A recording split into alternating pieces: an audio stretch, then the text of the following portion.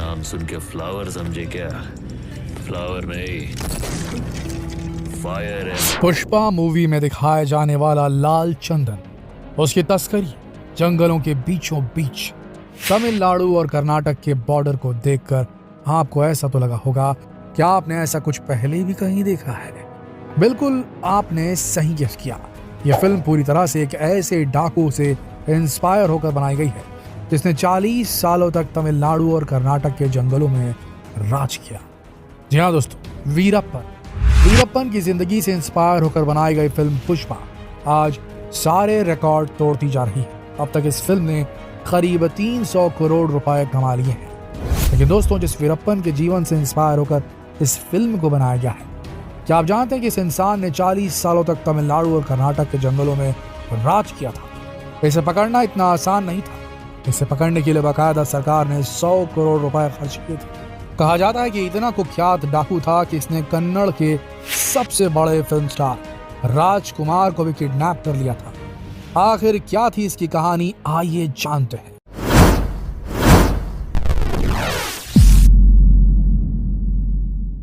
अक्टूबर 2006 देश के सभी मीडिया चैनल से एक ही खबर दिखाई जा रही थी कि दक्षिण भारत का कुख्यात डाकू वीरप्पन एनकाउंटर में मारा गया। एक ऐसा डाकू इसे पकड़ना लगभग नामुमकिन था। इसे पकड़ने के लिए बड़े बड़े सर्च ऑपरेशन किए गए। सरकार ने इसे पकड़ने के लिए 100 करोड़ रुपए तक खर्च कर डाले, लेकिन इसके बाद भी वीरप्पन को नहीं पकड़ा जा सका। लोग इसी बात से हैरान थे कि आखिर वीरप्पन का एनकाउंटर कैसे हो सकता है। इस खबर पर किसी को भी यकीन नहीं था, लेकिन सच्चाई यही थी कि वीरप्पन का वाकई में एनकाउंटर हो चुका था। चंबल से लेकर दक्षिण भारत तक भारत में बड़े बड़े डाकुओं का राज रहा है, लेकिन दक्षिण भारत के वीरप्पन को आखिर कौन नहीं जानता। लंबे समय तक इसने जंगलों में राज किया। कहा जाता है कि जंगल उसका घर हुआ करता था। जंगल का ऐसा कोई कोना नहीं था जिसके बारे में ये नहीं जानता था। काफी लंबे समय तक जंगलों में रहकर इसने कर्नाटक और तमिलनाडु की पुलिस को चकमा दिया। हालांकि वीरप्पन जैसे डाकू को पकड़ना इतना आसान नहीं था, लेकिन लंबी प्लानिंग के बाद वीरप्पन को पकड़ा जा सका। लेकिन पुलिस ने उस वक्त एक मौका भी नहीं गंवाया। मौका पाते ही लगातार उस पर 338 राउंड की फायरिंग की, तब कहीं जाकर वीरप्पन को पकड़ा जा सका। डाकू बनने की इसकी कहानी तो वैसे 1962 से ही शुरू हो चुकी थी, जब ये सिर्फ 10 साल का था। 10 साल की उम्र में इसने एक तस्कर का कत्ल किया। उसी वक्त फॉरेस्ट विभाग के 3 अफसरों को भी इसने मार गिराया था। वीरप्पन के गांव वालों के मुताबिक वीरप्पन एक बहुत ही गरीब परिवार से ताल्लुक रखता था। तो उस वक्त स्मगलिंग करने के लिए फॉरेस्ट विभाग के कुछ अफसरों ने ही इसे उकसाया था। लेकिन जब ये स्मगलिंग करके खूब पैसा कमाने लगा तो इसे मारने के चक्कर में अधिकारी खुद इसके पीछे पड़ गए, जिसके बाद वो अपनी जान बचाने के लिए जंगलों में भाग गया। जिसके बाद फिर एक नई कहानी शुरू हुई। जंगलों में रहते रहते सिर्फ 17 साल की उम्र में इसने पहले हाथी को मारा, जिसके बाद से ये जंगलों में ही पला बढ़ा। जंगलों में रहकर इसने करीब 2000 हाथियों को मारा। कहा जाता है कि हाथियों के सिर के ठीक बीचों बीच गोली मारा करता था। हाथियों को मारकर ये उनके दांतों की स्मगलिंग किया करता था।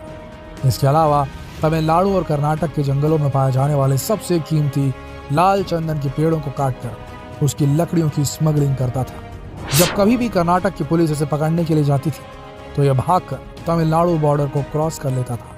इसके बाद पुलिस वाले बॉर्डर के नियमों को मानते हुए बॉर्डर क्रॉस नहीं कर पाते थे। बिल्कुल इसी तरह यह तमिलनाडु पुलिस के साथ भी करता था। लंबे समय तक जंगलों में रहकर इसने यही काम किया। लेकिन इसी बीच अगर कोई इसके खिलाफ जाता या कोई इसे पकड़ने की कोशिश करता तो ये उसे सीधा मौत के घाट उतार दिया करता था। अब तक इसने करीब 184 लोगों को मौत के घाट उतार दिया था। पैसों के लिए बड़े बड़े व्यापारियों का अपहरण करता, फिर उनके परिवार वालों से फिरौती मांगता था। लेकिन इन सब के अलावा कहा जाता है कि वीरप्पन को नाम कमाने का बहुत शौक था, जो चाहता था कि देश का बच्चा बच्चा उसे जाने। इसीलिए उसने एक बार रजनीकांत जैसे बड़े सुपरस्टार को भी किडनैप करने का प्लान बनाया, लेकिन वो इस प्लान में कामयाब नहीं हो सका। लेकिन फिर 1997 में इसी जंगल में एक इंसान की आंख कान पर पट्टी बांधकर उसे घसीटते हुए इन जंगलों में लाया गया।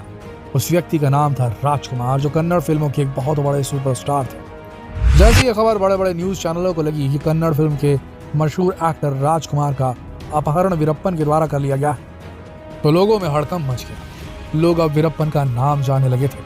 वीरप्पन की दहशत फैलती जा रही थी। राजकुमार को छोड़ने की एवज में उसने 50 करोड़ रुपए की डिमांड रखी। उसे पकड़ने के लिए स्पेशल टास्क फोर्स बनाई। लंबे समय तक सर्च ऑपरेशन चलता रहा, लेकिन वीरप्पन किसी के हाथ नहीं आया, क्योंकि जिस जंगल में वीरप्पन रहता था उस जंगल को उससे बेहतर और कोई नहीं जानता था। लेकिन वीरप्पन यहाँ पर नहीं रुका। सन 2002 में उसने कर्नाटक के लिए एक मिनिस्टर नागप्पा को किडनैप कर लिया। मांग पूरी न होने पर वीरप्पन ने उन्हें मार दिया। इस समय वीरप्पन की दहशत इतनी ज्यादा बढ़ चुकी थी कि उसे पकड़ने के लिए सरकार अपने आप को लाचार महसूस कर रही थी। आखिरकार सरकार ने वीरप्पन को पकड़ने के लिए 5 करोड़ रुपए का इनाम रखा, लेकिन इसका भी कोई फायदा नहीं हुआ। इसके बाद 2001 में विजय कुमार को एसटीएफ का चीफ बना दिया गया। विजय कुमार को एसटीएफ का चीफ बनाने के पीछे तमिलनाडु की पूर्व मुख्यमंत्री जयललिता का हाथ था। जैसे ही विजय कुमार ने एसटीएफ की कमान संभाली, उन्होंने वीरप्पन की सारी जानकारियां इकट्ठा करना शुरू कर दिया। लेकिन विजय कुमार भी जान चुके थे कि वीरप्पन को पकड़ना इतना आसान नहीं। उसे पकड़ने के लिए एक बेहतरीन प्लानिंग की जरूरत थी। इसके लिए विजय कुमार ने एक तरकीब लगाई। उन्होंने वीरप्पन की गैंग में अपने आदमियों को घुसाने की कोशिश की और वो कामयाब भी हो गए। उनके बहुत सारे आदमी वीरप्पन की गैंग में शामिल हो चुके थे। सबसे हैरत की बात यह है कि पत्तों के चरमराने से जानवरों की आवाज को पहचान लेने वाला वीरप्पन ये नहीं पकड़ पाया कि उसके गैंग में विजय के आदमी घुस चुके थे। वक्त बदलता जा रहा था। वीरप्पन के गैंग में लोग धीरे धीरे कम होने लगे थे। लेकिन इसी बीच विजय कुमार को यह पता चला कि वीरप्पन अपनी बात को पहुंचाने के लिए वीडियो और कैमरे की मदद लेता था।